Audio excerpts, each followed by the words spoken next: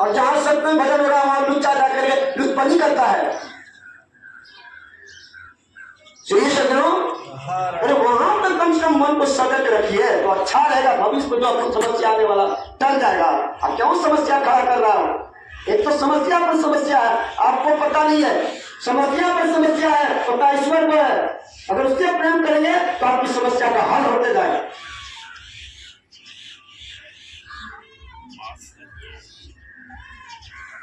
श्री सद्गुरु, इसलिए ईश्वर सर्वत्र है, उससे मिलने का रास्ता केवल मनुष्य शरीर के अंदर है। इसलिए भगवान राम का साधन धाम मोक्ष कर द्वारा पाई जही परिणुक सवारा। यह मनुष्य शरीर साधनों का घर है, इसके अंदर मोक्ष की द्वार लगी है। इस जन्म में मुक्ति की द्वार का खोज करिए, मुक्ति का द्वार करिए, ईश्वर मिलन का द्वार करिए। कैसे मिलेंगे ईश्वर से? इसकी युक्ति सदगुरु से सीखिए। सदगुरु से दीक्षा लेकर तब अपने अंतर की पथ पर ईश्वर से मिलने की चलिए, यत्न करिए। पहले तो ईश्वर को जान लीजिए, ईश्वर सभी जगह है। ईश्वर हमारे भी भीतर है। प्रहलाद करते हैं पिता श्री आपके भी भीतर है। हराते पढ़ते निज तन में खोज सज्जन, बाहर न खोजना, अपने ही घट में हरि है, अपने में खोजना।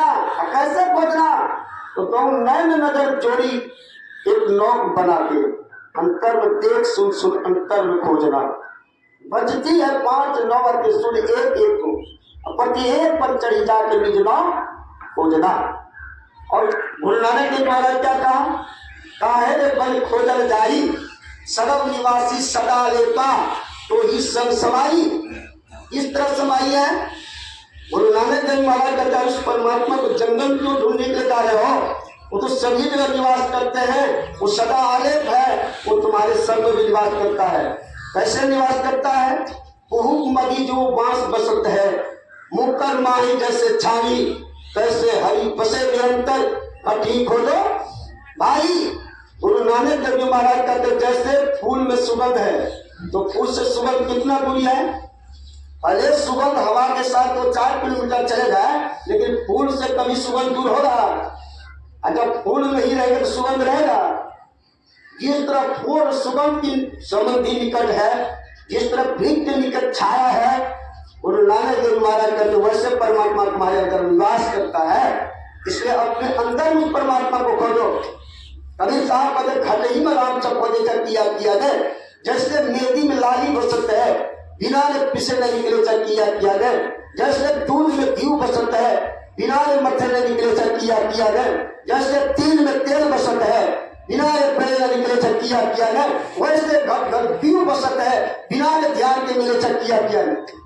उसी तरह वो परमात्मा हमारे शरीर के भीतर है। आत्मा और परमात्मा दोनों इस शरीर के भीतर है। और इस शरीर में 33 कोटि देवी देवता है, उससे मिलने की रास्ता है, जिस रास्ता को संत लोग बतलाते हैं।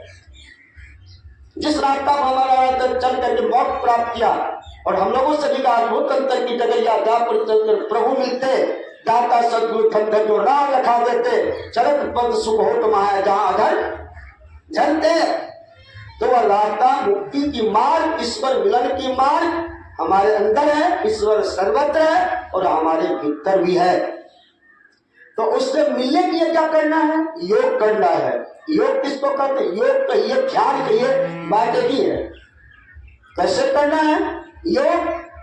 तो इसके लिए सच्चे सदगुरु से योग की भेद को जानना है, उससे युक्ति लेना है। युक्ति लेकर कब घर में रहकर करना है, घर नहीं छोड़ना है, कहीं नहीं जाना। अपने घर में खेती गृहस्थी करते हुए, बाल बच्चा के साथ रहते हुए, जैसे समय से भोजन करते हैं, समय से पानी पीते हैं, समय से सोते हैं, समय से बाल बच्चा को संभालते हैं, समय से सब कुछ करते हैं, उसी तरह समय से भजन करना है, रहना है घर में। नहीं तो 3 समय जरूर मुक्ति के लिए कमाई करिए। स्नान के बाद बैठिए, जो गुरु ने युक्ति बतलाया उसका एक नाम का जप, एक रूप का ध्यान, दृष्टि योग की क्रिया, यही मुक्ति का मार्ग है। स्नान के बाद बैठे और बैठ करके गुरु ने योग क्रिया बतलाया है। पहले जप योग करिए, मानस योग में पहले मानस जप और मानस ध्यान। कभी साहब का मूल ध्यान गुरु रूप है, मूल पूजा गुरु पाओ, मूल वचन गुरु वाक्य है, मूल सत्सत भाव, मूल वचन गुरु नाम है, मूल सत्सत भाव।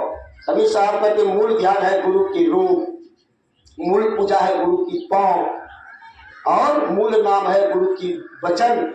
जो गुरु ने नाम भेद बतलाया है ना, वही मूल नाम परमात्मा का है।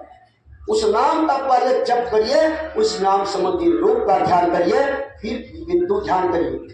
बिंदु ध्यान दृष्टि योग की क्रिया है, दोनों दृष्टि की धारों को अपने अंदर एक करिए, इसको योगिक क्रिया कहते हैं। गुरु नानक देव जी महाराज ने कहा, एक दिन शक्ति सम करी जाने जोगी कहिए सही। जो दोनों दृष्टि को अपने अंदर एक करना जानता है वही जोगी है। देश से कोई जोगी नहीं होता है, प्रवचन करने से कोई जोगी नहीं होता है।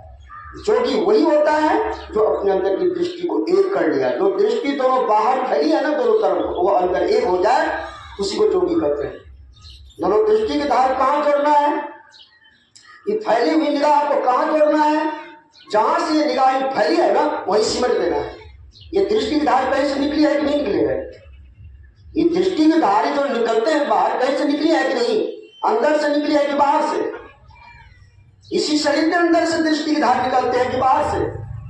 जिस दृष्टि के सहारे हम संसार के अनेक रंग रूप को देख लेते हैं, सोना की पहचान कर लेते हैं, चांदी की पहचान कर लेते हैं, पारसमणि की पहचान कर लेते हैं, हीरा की पहचान कर लेते हैं, मोती का पहचान करने वाला शरीर के भीतर से शक्ति आता है कि बाहर से?